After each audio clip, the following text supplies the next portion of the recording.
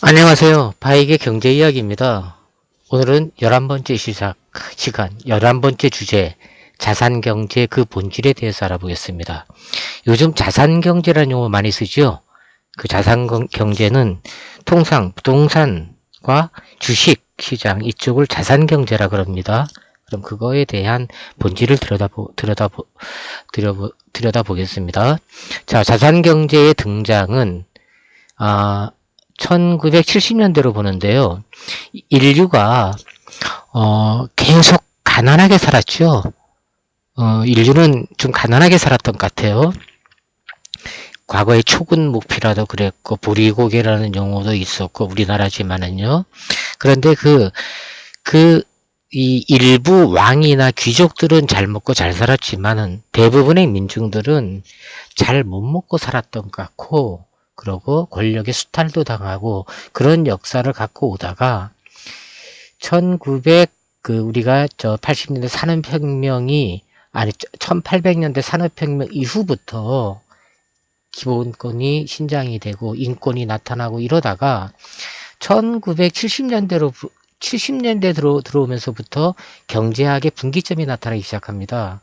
그것이 생산경제가 자산경제로의 이 자산경제라는 새로운 개념이 등장하게 됩니다. 그래서 생산이론, 시작가격이론, 화폐이론, 재정론, 산업조직론 이런 게 기존의 경제학 학문이었다 그러면은 70년대부터 대학에서 어떤 학문이 나타나기 시작하냐면 투자론, 금리론, 금융투자상품론, 금융공학, 자산관리, 리스크관리, 선물옵션 이론 이런 게 나타나기 시작합니다. 그러면서 생산과 소비, 자본, 노동, 기술, 혁신, 한계 효용, 시장 결정 이런 것들이 어떤 생산 경제의 줄이었는데 자산경제로 들어오면서부터는 재테크, 자산관리, 리스크관리, 이때 이제 웰스 매니지먼트라는 용어가 이제 나오기 시작하죠. 그래서 웰스 매니지먼트 그러면 자산경제의 어떤 표상이다, 이렇게 이해하시면 좋을 것 같습니다. 자, 그래서 이 1970년대까지 이 근본이제의 개념과 그 다음에 이 자산경제는 그 신용화폐, 미국 달러를 기준으로 한 기축통화, 이 시대로 대구분할 수가 있습니다. 어쨌든 우리가 이해해야 될 것은 자산경제의 등장은 1970년대를 중심으로 미국의 중산층, 전 세계의 중산층이 등장이 되면서 이 자산경제라는 것이 급속도로 발전이 이루어지게 되었다. 하지만 이것도 문제가 있죠. 그거는 다음 장표에서 보겠습니다. 자, 여기 참 이 금융공학, 자산관리, 리스크관리, 이거는 제가 이쪽으로 리스크관리 쪽에 사업을 좀 했었습니다. 그래서 이쪽을 좀 친화성을 갖고 볼 기회가 있었습니다. 자, 그 다음 자산경제의 포지셔닝에 대해서 알아보겠습니다. 포지셔닝, 그러니까 자산경제는 어디에 있느냐, 이거를 이해하는 게 이 장표의 목적입니다. 자, 크게 본다 그러면은 우리가 시장의 영역이 있고 비시장의 영역이 있어요. 우리가 경제 주체, 시장 참가자를 어떻게 분류하지요? 그렇죠. 가계, 그리고 기업, 또 하나가 뭐죠? 정부죠. 그런데 가계와 기업은 시장 영역에 있는 거지요. 정부는 비시장 영역에 있는데 여기에 하나를 덧붙일게요. 그것이 뭔가 하면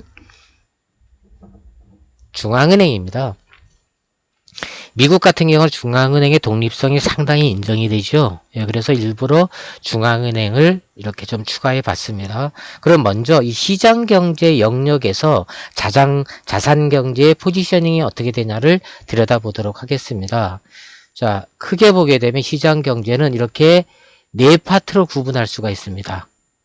예, 이게 경제를 한눈에 보는 아주 좋은 장표입니다. 이걸로 보시면 경제가 다 좀 많이 풀려요. 그래서 요즘 제가 여러분들한테 말씀드리는 것은 경제의 기초를 많이 말씀을 드리고 있습니다.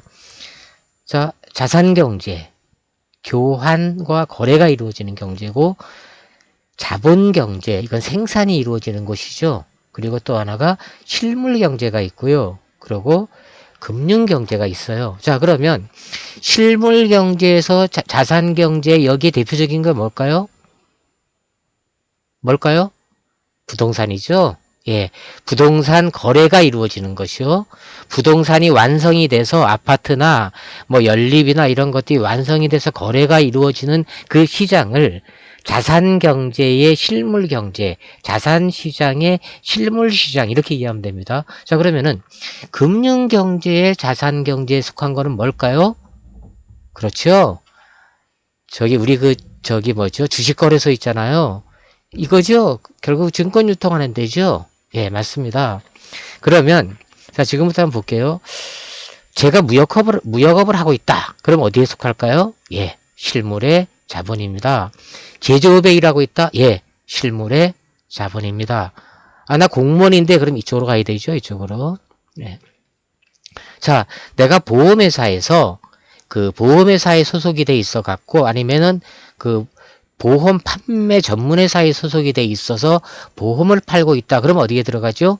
금융경제의 자본경제 이쪽으로 들어갑니다. 이게 명확해야 돼요. 이게요. 그죠? 예, 이쪽입니다. 그러면 저 펀드를 판매한다. 그러면 어딘가요? 이쪽인가요? 아니, 이쪽이죠. 예. 어쨌든 이 부분이 일자리의 핵심입니다. 이쪽이. 그래서 일자리의 대다수를 여기가 차지하죠. 여기가. 예, 그래서 보겠습니다. 어쨌든 부동산과 증권이 우리가 말하고자 하는 자산경제가 포지셔닝 하는 곳이다. 이렇게 이해하시면 됩니다. 자, 그래서 소비와 생산이 주로 이루어지는 것이 실물경제, 자본경제.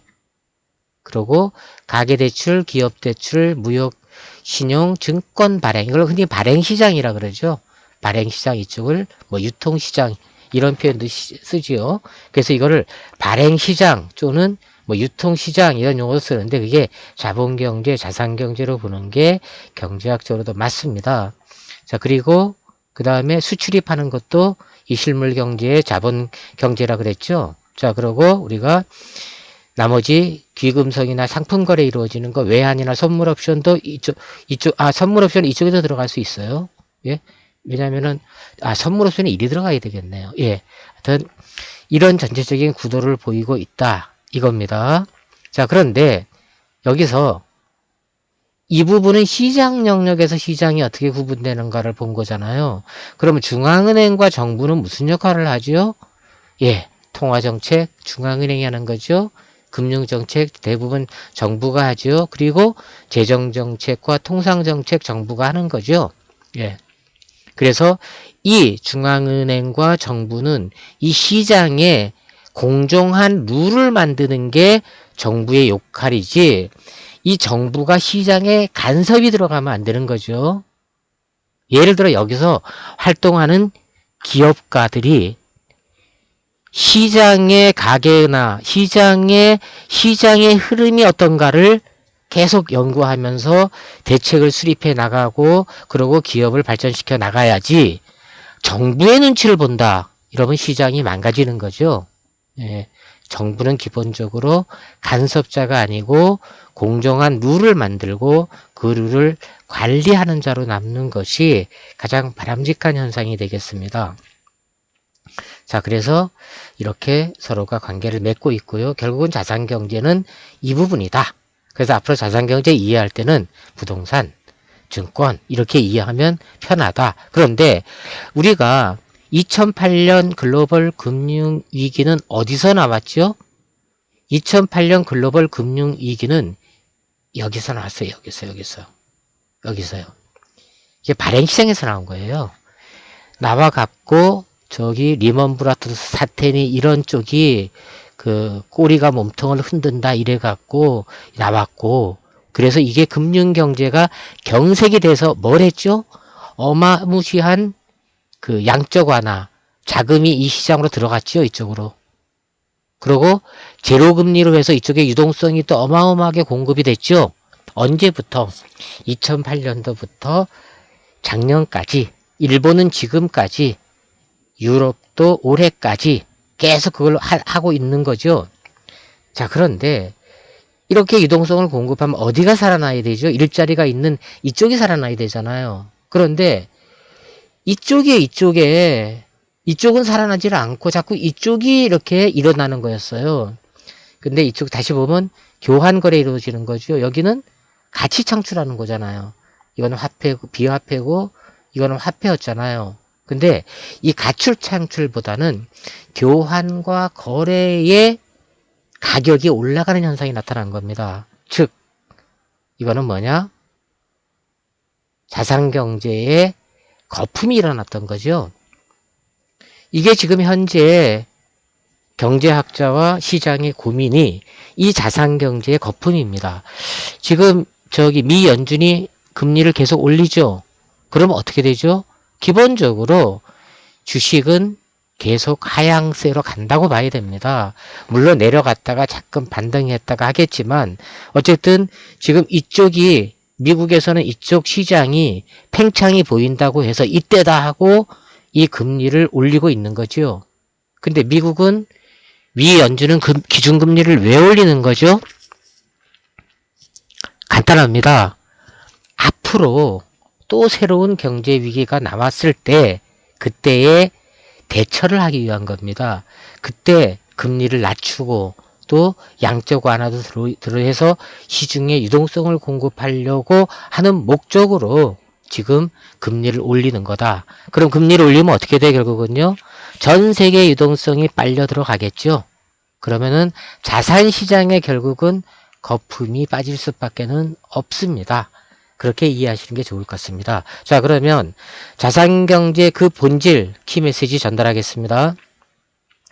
자산경제는 1970년대 미국 중산층 확대로 발생했으며 2000년대에 들어와 본격적으로 발전이 이루어졌다.